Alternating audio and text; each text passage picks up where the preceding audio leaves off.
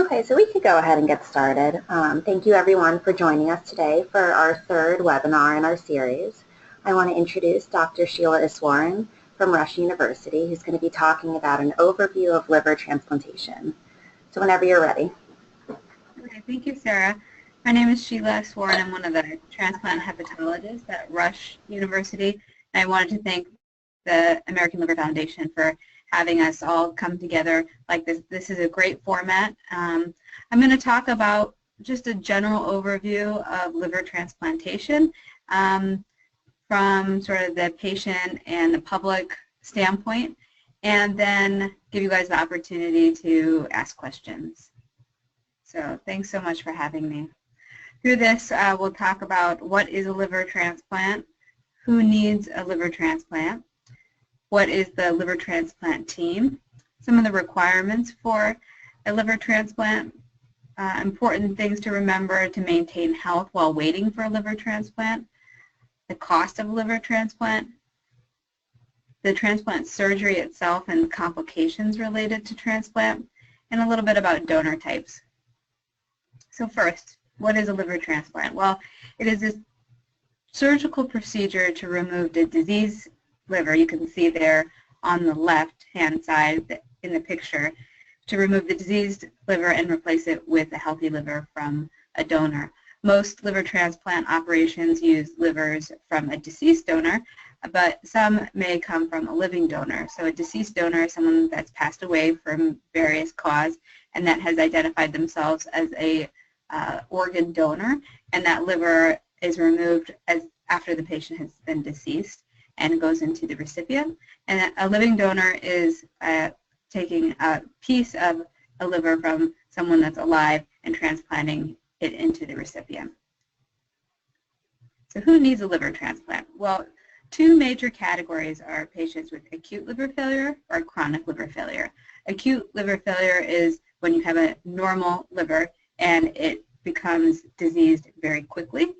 And chronic liver failure, or cirrhosis is another name for it, is when someone has some sort of chronic type of liver disease that leads to ongoing inflammation and then cirrhosis over time. So patients with acute liver failure or chronic liver failure are patients that need to be evaluated for a liver transplant. Chronic liver failure or cirrhosis can manifest in several different ways, and the complications of cirrhosis are ascites, swelling in the legs, encephalopathy, and varices. And this is all from an abnormal liver function. When the liver is cirrhotic or cannot perform its function, there's sort of a backup of pressure called portal hypertension, and that leads to this swelling in the abdomen called ascites, and swelling in the legs, edema. Also, the liver can't filter toxins appropriately, and so those toxins can build up and cloud the thinking. That's called encephalopathy.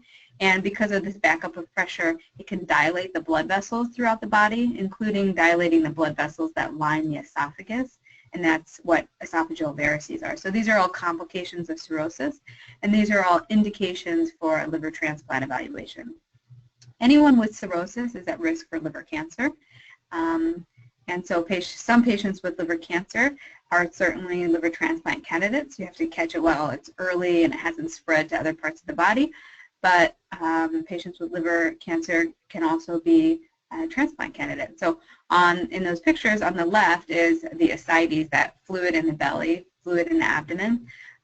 In the middle is a hepatocellular carcinoma, which is another name for liver cancer. And on the right is the actual surgery itself, the liver transplant surgery. There are many different causes of liver failure. Different viruses can cause ongoing inflammation and cirrhosis over time, including hepatitis B and C. Also, there's a non-alcoholic fatty liver disease that can cause cirrhosis over time. It's becoming one of the most common causes of liver failure and one of the most common causes for liver transplant. Risk factors for fatty liver are diabetes, high cholesterol, and obesity. So with those also comes fat deposition in the liver over time, causes inflammation and cirrhosis over time. Autoimmune hepatitis or different disease processes where the body recognizes the liver as being abnormal and sends some inflammatory cells that can cause inflammation in the liver. Over time causes cirrhosis or acute liver failure. And then the most common cause of liver disease is alcohol. Alcohol over time, the amount varies in each person. Alcohol over time can cause inflammation, cirrhosis, and sometimes the need for liver transplant evaluation. Patients need to be abstinent from alcohol for at least 6 months with documentation of sobriety to be evaluated for a transplant. And sometimes when patients have cirrhosis, they stop drinking, actually they can improve their liver function and may not need a transplant evaluation. So many patients can significantly improve with alcohol abstinence.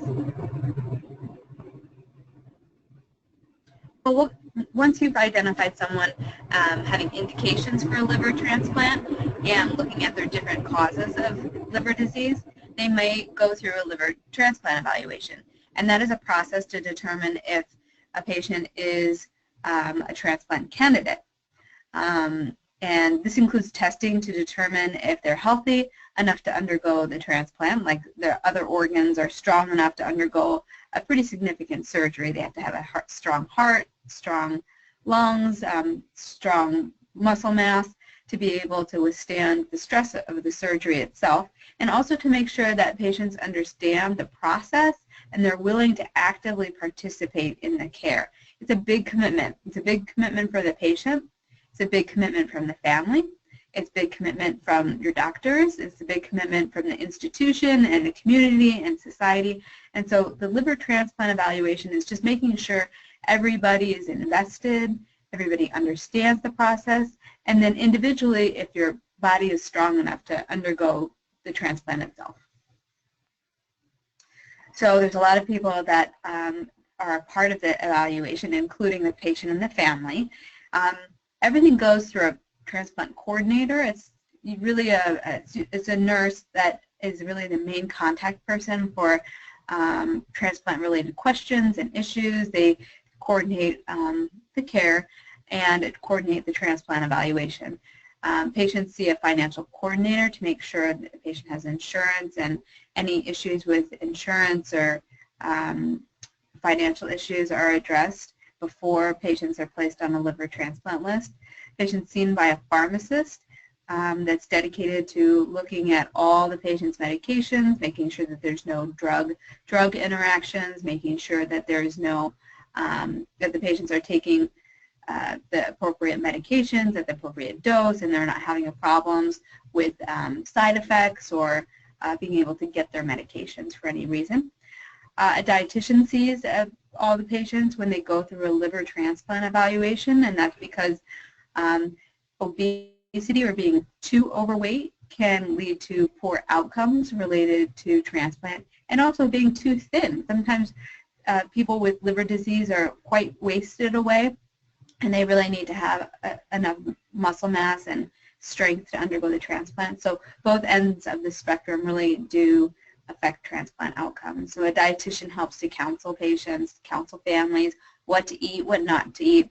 Also, some of the common complications of cirrhosis are affected by certain diet, particularly high salt diet. So the dietitian is there to counsel on those issues as well. Transplant social worker is there to address any substance abuse issues and any other issues with resources that are needed from a social work standpoint. Also, the transplant hepatologist and the transplant surgeon evaluates the patient. So the transplant hepatologist is what I am.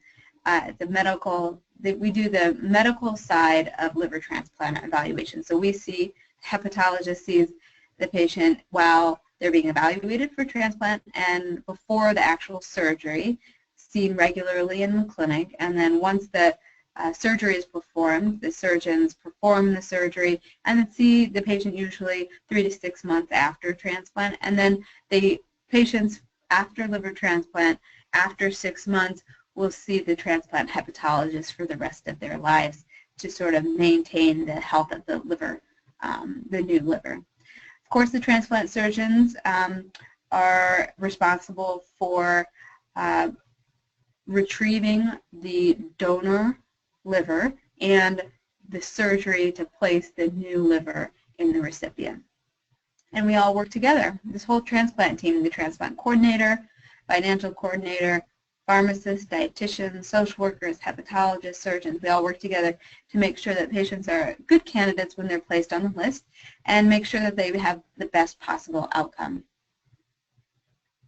The evaluation process is extensive. It includes a history and physical, blood test, looking at the blood type. We make sure that there's no signs of other infectious diseases because that can affect the liver and the patient after a liver transplant. And we also rule out other causes of liver disease. In this evaluation, too, we identify if the particular type of liver disease can be treated. You know, hepatitis B and hepatitis C have treatments. Also, fatty liver has treatments. Autoimmune hepatitis has treatments. So not only are we making sure that the patient's a candidate for transplant, but we're also treating the liver disease to try to prevent needing a liver transplant as well. Other diagnostic tests are imaging tests like a CT or MRI of the abdomen. An echocardiogram and stress test of the heart are performed to make sure that the heart is strong enough to undergo a transplant. And then we perform age-appropriate cancer screening. So all men over 40 have a prostate test, blood test, a PSA. Women have a pap smear, and women over 40 have a mammogram. And all patients, men and women, over the age of 50 undergo a colonoscopy to screen for colorectal cancer. And then depending on the patient, if they have lung disease, kidney disease, other chronic medical problems, they may have additional testing to make sure that everything is strong enough to be on the list. Requirements to be on the list. So once the evaluation has been done, the history and physical, the imaging test, the heart test, the blood test, once that's all done, the committee meets regularly to determine if a patient should be on a list. And the requirements to be on the list are generally universal. They're very similar throughout the city, throughout the state, and throughout the country. And basically what we're doing as a transplant committee is to evaluate the risk and the benefit of a transplant. So first, our main question when we sit down and discuss cases to see if they should be on the list is if this patient's liver is sick enough to be on to require a transplant. Some people with cirrhosis can be very stable for their entire lives and never develop any of the complications of cirrhosis. And so maybe that patient shouldn't be on the list because actually the risk of the actual surgery outweighs the benefit. Also, we, as I mentioned, discuss if the other organs of the rest of the body, the heart, lungs, mind, support system, to see if all of those are strong enough to undergo a liver transplant surgery. As I mentioned, it's a big commitment from families and friends for support. So we need to make sure that they have, the patients on the list have support enough to go through the process. And we need to make sure that the patient can listen and follow medical advice and medical instruction, because it's a big commitment after transplant to take all the medications and to keep that liver healthy. And there must be an absolute commitment from all patients in the support system for that patient after getting a liver transplant to avoid liver toxins and not use illegal drugs. And then lastly, when we talk about the transplant candidacy, history of previous surgeries and abdominal anatomy is assessed, because that contributes to how technically difficult the surgery will be. So that too is evaluated. And so as a group, we discuss the patient's likely candidacy of maintaining a successful transplant, because not all patients that are on the list undergo a transplant. There's a donor shortage, so about 16,000 patients are listed for a liver transplant and only 4,000 get transplanted per year, and that leaves a lot of people that either don't get a liver or they don't survive because there wasn't a donor available. So we need to make sure that the patients that are listed will really have good outcomes. So that's our job as a group. So once a patient is listed, they're placed on the list based on their MELD score. That's that Model for End-Stage Liver Disease, MELD. And it used to be that that the longer a patient was on the list, the higher they were on the list, but that's no longer the case. So we have the MELD score to determine objectively, as much as possible, to objectively determine how sick a patient is. So the higher the score, the higher the MELD score, the sicker the patient is, and the higher they are on the list. And it is dynamic. It's based on the blood test, the bilirubin, which is the liver filtering function, the INR, which is a clotting protein function of the liver, the kidney function, the creatinine, that is closely associated with the liver function, and the sodium, the electrolyte balance in the blood. So this score is a complex score, but it basically gives us a range from 10 to 40. And patients with a MELD score greater than 15 tend to benefit from a liver transplant evaluation. If their MELD score is too low, then the risk of the surgery actually outweighs the benefit. So once a patient is around a MELD score of 15, they should be evaluated for a transplant. And as you can see on the graph on the right, patients, this is a three-month survival percentage-wise on the left based on their MELD score. So someone with a MELD score of 10 has a 100% chance of survival, but someone with a MELD score of 40 has a very low chance of survival. And so the higher the MELD score, the sicker a patient is, and the higher they are on the list. You also get extra exception points if a patient has a liver cancer or liver tumor. And the MELD score will be updated periodically depending on what the score is. It might be updated weekly or monthly, every 6 months or a year. So what does it mean to be on the liver transplant list?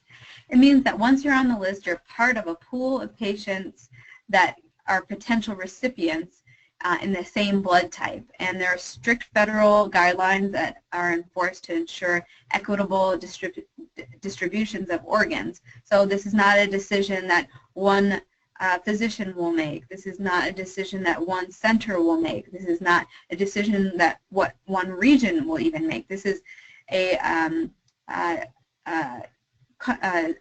nationally based guidelines to determine organ allocation. And but we do have regional procurement organization. Ours is Gift of Hope, which is responsible for coordinating the organ donation in Illinois and Northwest Indiana.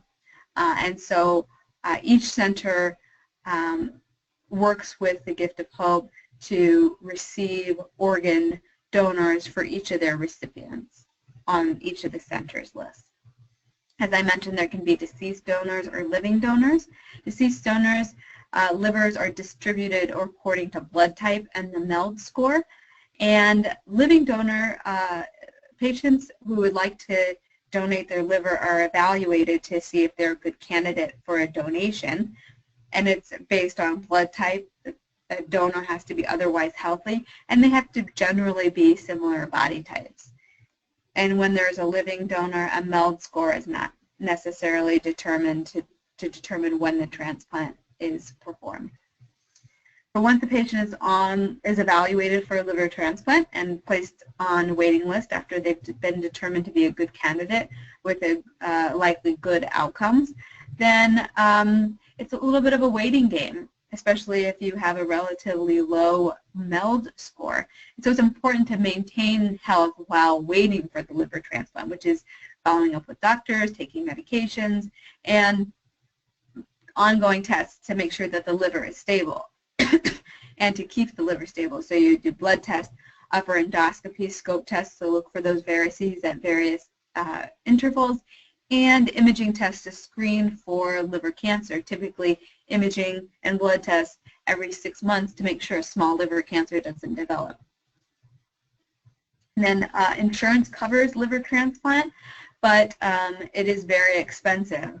And sometimes patients are required to pay a percentage out of pocket in addition to what the insurance covers. So in the middle there, the actual transplant admission hospital cost is $300,000, and then you add to that the money that is required, $25,000 30 days before transplant and 180 days after transplant, $93,900. So it's a big investment, not only a big commitment for the patient, the family, the physicians, the institution, society, but also from the insurance company. It's a big investment. And so that's why we take it so seriously, why there is so much involved in making sure that patients are good candidates and continue to take care of the new liver, the transplanted liver.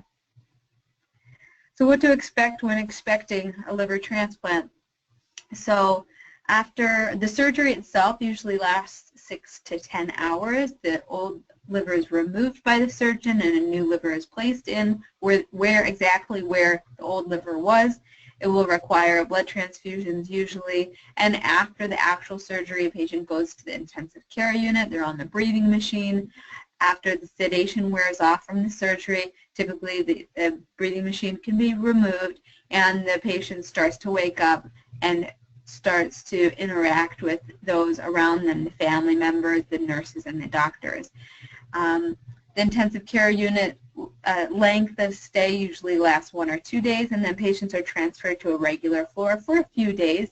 And there's a big incision, and so a lot of our care is focused on pain control. There are many risks to a liver transplant, which is why we have very attentive nurses, doctors, and everyone working with the patients and the patients' families to identify any complications very early on. It is not a benign surgery. It's a big surgery with potential risks, and most of which have treatments and therapies, but we're really vigilant to make sure that there's no complications. Risks of transplant surgery can include infection or slow wound healing. When the old liver is removed and a new liver is placed, they have to attach all the bile ducts and blood vessels, and so there could be bile duct problem or blood vessel problems. Also infections from the breathing machine, pneumonia. There can be rejection of the liver. You're placed on medications to suppress the immune system, but there's always a risk of your body rejecting the liver, which typically can be treated. Also, there may be a transmission of an undetectable condition from the donor.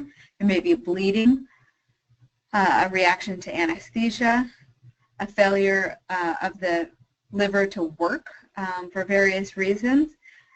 Also, with the rejection medicines, the immunosuppression medications, there's a risk for side effects.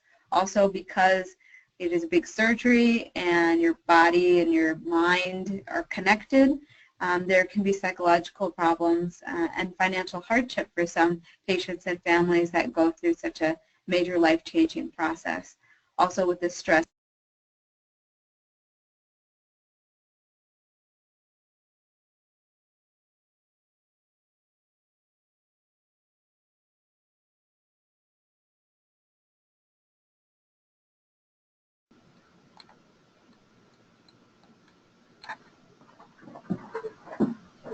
Dr. Eswaran, I believe we lost you. Are you still there?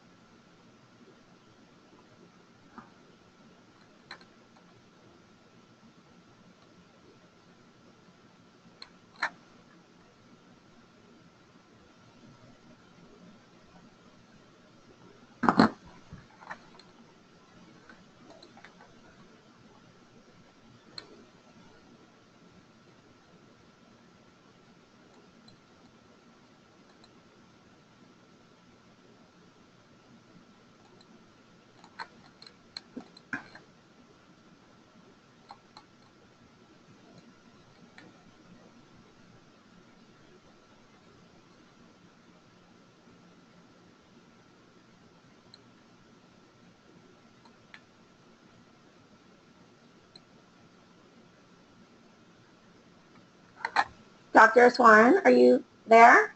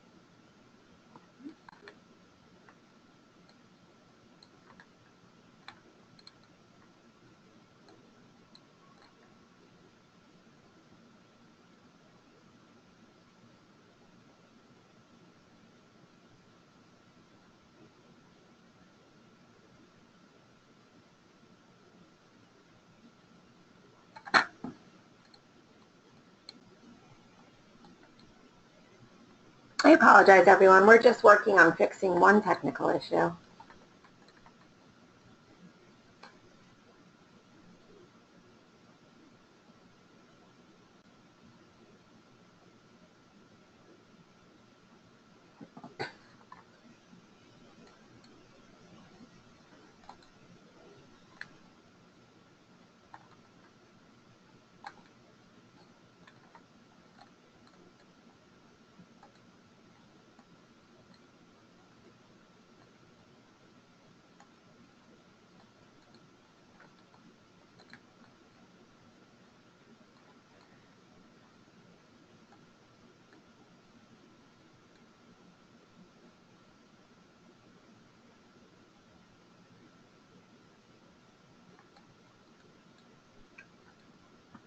We should have this fixed in just 1 minute. This session is being recorded for everyone who needs to leave right at 12:30 to see the end at a different time.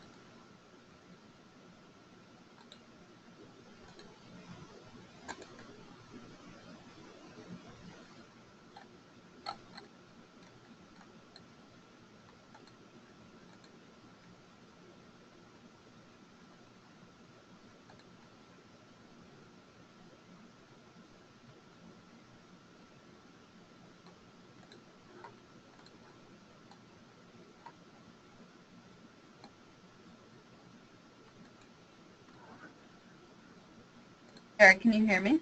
Yeah, so we can hear you now. Okay. So I believe we just left off, I think maybe at the end of your second to last slide. Okay, let me take a look. Can you see my screen? We can see it, yes. Okay, I'm going to go up. Were we here?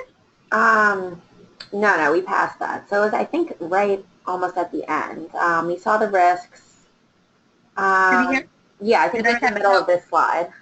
Did I talk about peeing and pooping yet? I do not believe so. Okay, well, we'll pick it up there then. So after the actual surgery, patients are expected to really stay in the hospital 5 to 14 days.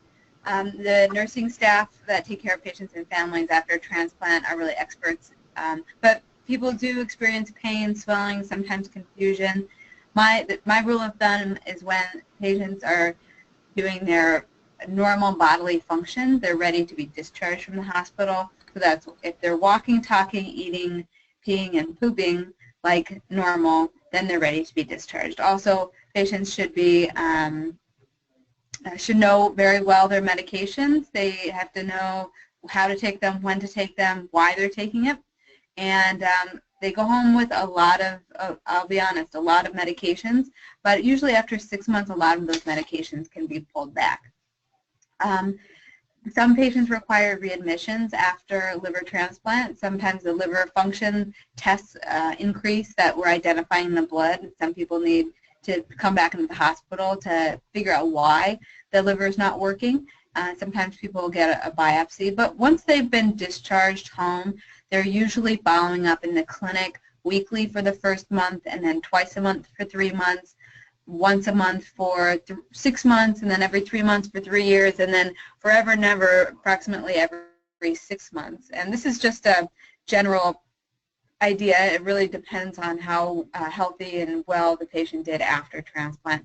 But the reason for seeing the transplant hepatologist lifelong is to make sure that the liver is healthy, yes, but also look for other complications of the liver transplant. And it's mainly side effects of the rejection medicines. Some patients can develop diabetes, weight gain, high blood pressure, high cholesterol, or cancer. So we are integral in identifying those and treating them and preventing them from getting worse. And so all the transplant centers have to submit their outcomes to the SRTR website, and anybody can log in to look at all the transplant centers' outcomes and how many liver transplants the centers are doing. And so this is as I mentioned, this is a national guidelines, a nationally overseen process. So it's not just determined by one individual or one transplant center, but we all sort of play by the same rules.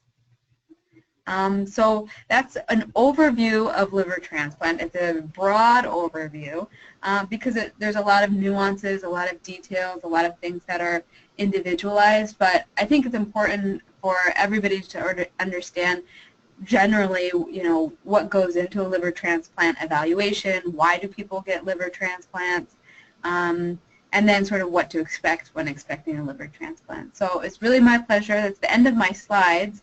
I'll close the presentation, and then I'm really open to any questions. Thank you so much. That was very informative, and I can speak for everyone when I say I really enjoyed that. So at this point, if people want to type in their questions, and then we can address them.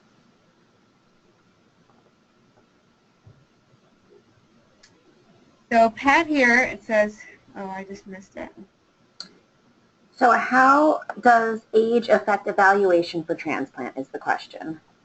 Okay, the question is about age and liver transplant. So there are pediatric centers that perform transplant on children younger than the age of 18.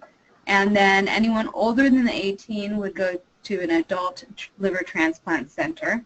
And then there's no hard and fast age cutoff at the top end, but generally 70 is sort of the soft cutoff.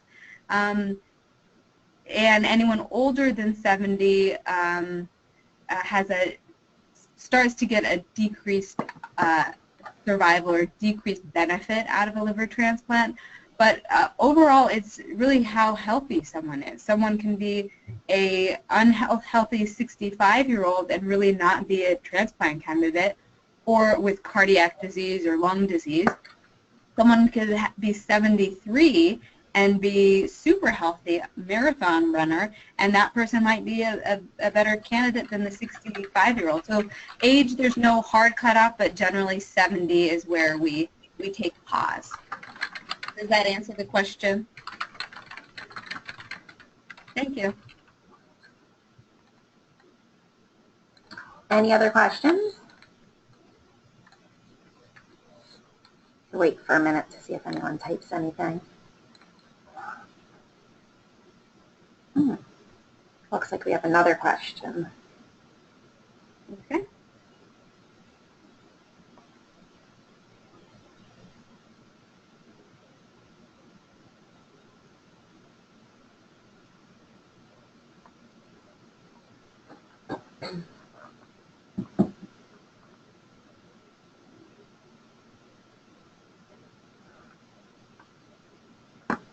So the question is, after surgery, are pain medications okay? Yes, generally, certainly immediately after liver transplant, there is some amount of pain, and the pain is controlled with various medications. So yes, your liver, the new liver works well and is able to metabolize all the medications and all the pain medications normally. So those restrictions before transplant, that are placed on patients to minimize pain medications are no longer issues after transplant. So yes, there is adequate pain control after transplant with various pain medications.